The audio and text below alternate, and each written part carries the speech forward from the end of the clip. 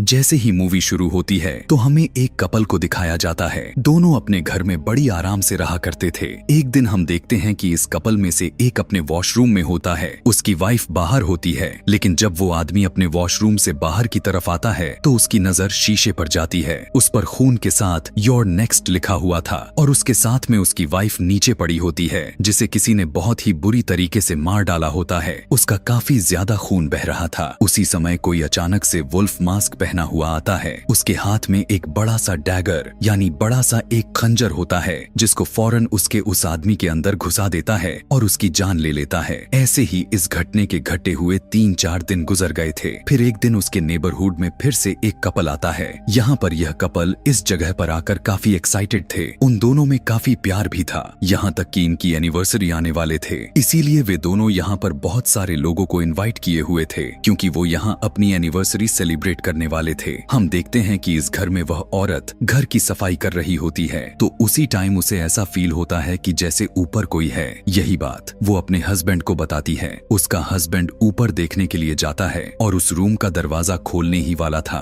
कि अचानक से उसका बेटा ही अपने दोस्त के साथ वहाँ पर आता है। वो अपने फादर को ऐसा करने से मना करता है और कहता है कि नीचे आ जाएं, हम सभी आ चुके हैं। ये लड़का इस कपल का छोटा बेटा होता है और जो उसकी दोस्त थी उसका नाम एरेन होता है। यहाँ पर एरेन को यह फैमिली काफी अच्छी लगती है। अगली सुबह होते ही उसका बड़ा बेटा, जिसका ड्रैक नाम था, वो आ जाता है। उसके साथ उसकी वाइफ भी होती है, लेकिन उन दोनों के नेचर कुछ खास नहीं लग रही थी। वो हमेशा लोगों के साथ गलत व्यवहार रखते रहते हैं और हमेशा लोगों का दिल दुखाते रहते हैं। जैसे ही रात हुई तो ड्रैक की बहन भी आ जाती है। उसके दोस्त भी उसी के साथ था। उसके कुछ ही देर बाद वहाँ पर ड्रैक का छोटा भाई, जो कि सबसे छोटा होता है, वो भी आ जाता है। उसके साथ भी उसकी दोस्त होती है। अब यहाँ पर इस कपल की पूरी फैमिली एक साथ हो गई थी और सभी मिलकर एक डिनर टेबल पर बैठ जाते हैं। कुछ ही टाइम के बाद उस कपल की बेटी की दोस्त को अंदर से कुछ अजीब जैसा आवाजें आते हुए सुनाई देते हैं। वो खिड़की के पास जाता है ताकि देख सके कि कौन है, लेकिन तभी अचानक से एक एरो उड़ता हुआ उसके सर में आकर लगता है, जिसकी वजह से वो वहीं पर मारा जाता है। इस तरह से उसकी मौत को देखकर वहाँ पर मौजूद सभी लोग बौखला जाते हैं और जोर जोर से चिल्लाने लग जाते हैं, क्योंकि उनके अपने आंखों पर विश्वास नहीं हो रहा था। उन्हें कुछ भी समझ में नहीं आ रहा था कि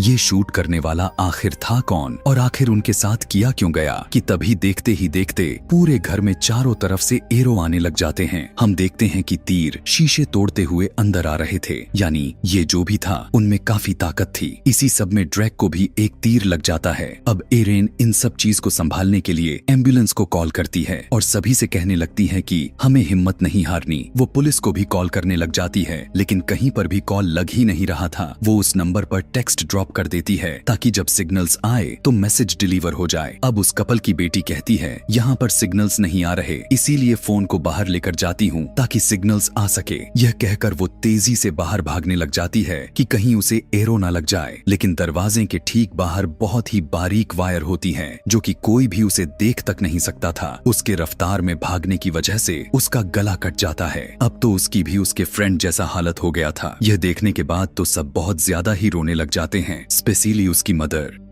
उनकी हालत बिगड़ने लग गई थी, इसीलिए उसके हस्बैंड उसे कमरे में लेटा देते हैं कि अभी वो रेस्ट करे। वो अभी भी रो रही होती है कि तभी उन्हें आवाज आती है। ऐसा लग रहा था कि बेड के नीचे कोई है। पीछे मुड़कर देखने पर पता चलता है कि वो तो वही वुल्फ मास्क वाला आदमी होता है, जो कि उसी चाकू से उसके फेस पर वार करता है, जिससे वो भी मारे जाते हैं। अपनी वाइफ की आवाज को सुनकर जब वो ऊपर की तरफ आता है, यानी सभी बच्चों का फादर, तो वह यह सब देखकर काफी रोने लग जाते हैं। उनकी बच्चे उन्हें चुप करवा हुए नीचे लेकर आते तो हैं, लेकिन ड्रैक की वाइफ अभी भी वहीं पर मौजूद होती है और उस रूम में यू आर नेक्स्ट लिखा हुआ था, जैसे हमने पहले देखा था। यानी अब उसकी बारी थी। जब वो लड़की बेड के नीचे देखती है तो वहाँ पर वही वुल्फ मास्क वाला आदमी होता है। यह देखने के लिए आगे बढ़ा तो वहाँ से बहुत तेजी से भागती है और नीचे आकर रोने लग जाती है। सबको बताती है कि वो अभी भी वहीं पर है। वो घर से बाहर निकल जाती है। उसका हस्बैंड ड्रैक भी उसके पीछे आता है, लेकिन उसके पीठ पीछे पहले से ही एरो एरो लगा होता है और भागते टाइम उसी पतली वाली वायर से टकराने की वजह से वह वहीं पर गिर जाता है। ड्रैक की वाइफ सीधा नेबर के घर की तरफ जाती है और जोर जोर से उसका दरवाजा नॉक करने लग जाती है, लेकिन कोई भी दरवाजा नहीं खोल रहा था कि तभी अचानक से उसके पीछे वही वुल्फ मास्क पहने आदमी आ जाता है और उसके फेस पर पंच मारकर उसे खिड़की से घर के अंदर गिरा देता है। लड़की घर के अंदर सोफे पर किसी और आदमी को बैठा हुआ देखती है, इसीलिए वो उससे मदद मांगने उसकी तरफ जाती है, लेकिन यह देखकर हैरान रह जाती है कि ये तो वही आदमी था जो कि मर चुका था। यानी ये आदमी वही था जिसे हमने मूवी के शुरुआत में मरते हुए देखा था। वो वुल्फमैन यहाँ पर भी आ जाता है और उस मरे हुए आदमी के साथ बैठकर सॉन्ग सुनने लग जाता है। दूसरी तरफ एरेन कुछ वेपन्स को इकट्ठे कर रही थी, जैसे कि नाइफ और कुछ ऐसी चीज जिससे वुल्फमैन को आसानी से मारा जा सके, कि तभी वही मास्क मैन उनके खिड़की को तोड़ते हुए अंदर आ जाता है और वो उसके बाद वो सीधा एरेन की तरफ बढ़ता है। अभी वो उसे मार पाता,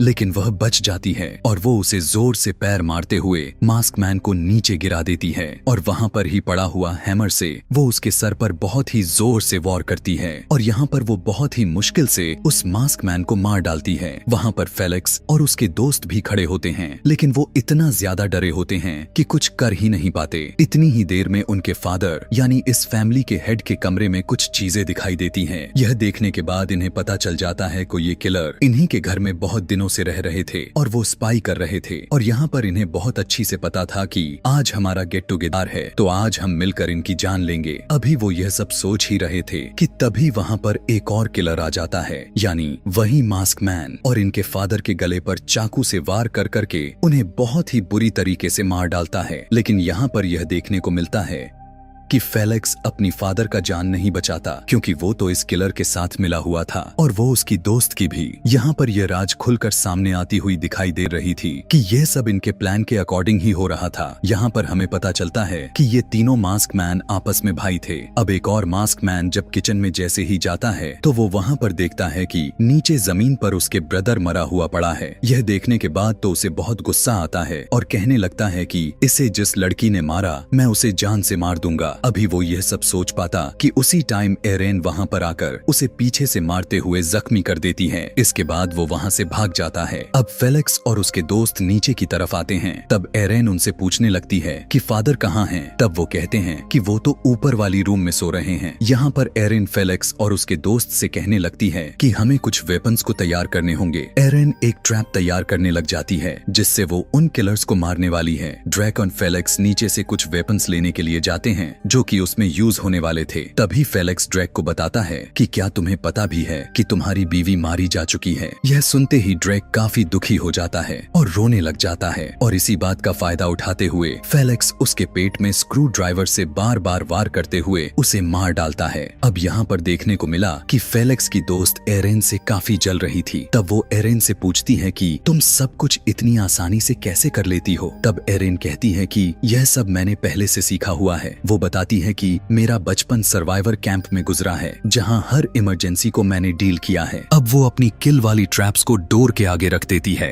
और जैसे ही वो यही ट्रैप ऊपर लगाने के लिए जा रही थी तभी उसकी नजर अपने फादर पर जाती है जिन्हें बहुत ही बुरे तरीके से मार दिया गया होता है। यह देखकर वो बहुत ज्यादा डर जाती है और उसके पीछे वुल्फ मास्क मैन होता है और वो अब उसे मारने ही वाला था, लेकिन एरेन फौरन से खिड़की से नीचे कूद जाती है और जल्दी से स्टोर रूम में जाकर छुप जाती है। उधर नीचे की साइड में जब एक और मास्क मैन आ रहा था तो वो एरेन के बिछाए गए ट्रैप पर पैर रख देता है जिससे किल उसके पैर में घुस जाता है और उसका खून आने लग जाता है। वो एरेन को ही ढूंढ रहा था जो कि अब वो सबके नजरों से दूर हो चुकी थी। मास्क मैन की चिल्लाने की आवाज को सुनकर वहाँ पर फेलिक्स के साथ उसका दोस्त आ जाते हैं। यहाँ पर मास्क मैन फेलिक्स को ही पकड़ लेता है कि तुम्हारी वजह से ही मेरा अपना भाई मारा गया। यहाँ पर फेलिक्स उसे अब और भी ज्यादा पैसे देने की बात करता है, इसीलिए वो उसे छोड़ देता है। इनफैक्ट ये सब फेलिक्स का ही प्लान था। उसके पेरेंट्स के बहुत ही ज्यादा प्रॉपर्टी थी जिसे वो हासिल करना चाहता था और यही वजह थी कि वह अपने ही ब्लड लाइन को चुन चुन कर मार रहा था। इसीलिए उसने इन सभी तीनों किलर को हायर किया था कि वो उसके पूरे फैमिली को मार दे,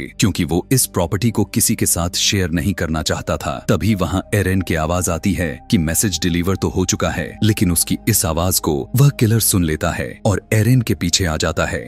एरिन वहां से फौरन से बाहर आकर दूसरे दरवाजे से घर में चली जाती है। उधर फेलिक्स के साथ उसकी दोस्त और एक किलर भी जंगल की तरफ निकल लेते हैं कि शायद एरिन उधर ही भागी है, लेकिन घर के अंदर वाला दूसरा किलर एरिन को देख लेता है और इससे पहले कि वह उसे मार पाता, एरिन जोर से उसके सर में नाइफ घुसाते हुए मार देती है। अब एरिन दरवाजे पर भी ट्रैप लगाती तो है, लेकिन तीसरा किलर खिड़की के रास्ते अंदर आ जाता है। एरिन भागकर बेसमेंट में जाती है और सारी लाइट्स को तोड़ते हुए एक कैमरे को सेटिंग करती है, जिससे बार बार ऑटोमेटिक पिक्चर्स क्लिक होने लग जाती है। फ्लैश लाइट की वजह से किलर कंफ्यूज हो जाता है। इसी मौका का फायदा उठाते हुए एरिन उसे स्टैब कर करके मार डालती है। इतनी ही देर में वहां पर फेलिक्स और उसके दोस्त भी आ जाते हैं। वो एरिन को पकड़ लेते हैं और लड़ने लग जाते हैं। एरिन भी यहाँ पर फेलिक्स के दोस्त की बाल को पकड़कर जोर जोर से खींचने लग जाती है। इस तरह से इन तीनों में काफी टाइम तक लड़ाई चलती रहती है और वो लोग एक दूसरे को इसी तरह से मारने लग गए थे। लेकिन तभी एरिन को भी एक नाइफ लग जाती है। तभी एरिन फेलिक्स के सर पर ग्राइंडर बहुत ही जोर से मारती है, जिसकी वजह से उसके सर से बहुत ज्यादा खून आने लग जाता है। यहाँ पर उसके सर से और भी ज्यादा खून तब बहने लगता है जब एरिन ग्राइंडर को स्विच में प्लगिंग करके फेलिक्स के सर पर चला डालती है और फिर एरिन अपने ही कमर से नाइफ को निकालकर फेलिक्स को दोस्त के सर में स्टैब कर देती है, जिससे वो तो बेमौत मारी जाती है। अब यहाँ पर एरिन सुकून का सांस लेती है, यह सोचते हुए कि सारे किलर मारे जा चुके हैं। लेकिन अभी कहानी में तो ट्विस्ट आना बाकी था। एरिन यहाँ से निकलने वाली थी कि तभी फेलिक्स का फोन रिंग होता है। एरिन उठा लेती है। कॉल पर आवाज को सुनकर एरिन शॉक्ड में आ जाती है, क्योंकि वो कॉल तो किसी और का नहीं बल्कि उसी के दोस्त की होती है, यानी फेलिक्स का बड़ा भाई। यहाँ पर इसे लगता है कि शायद फेलिक्स ने कॉल उठाया है, इसीलिए वो उसे बताता है कि बाहर सब क्लियर है। इसी के साथ वो अंदर भी आ जाता है। एरिन को अपनी आंखों पर विश्वास ही नहीं हो रहा था कि उसका खुद दोस्त भी इस प्लान में शामिल था। वो तो अपने दोस्त पर यकीन करती थी। उसका दोस्त उससे कहता है, हमारे पास बहुत सारे पैसे हैं, तुम यह क्यों नहीं सोचती हो, हम अपनी लाइफ बहुत ही अच्छे से गुजारेंगे। लेकिन एरिन तो अब ऐसे इंसान पर यकीन करना तो दूर, उसे देखना तक नहीं चाहती थी,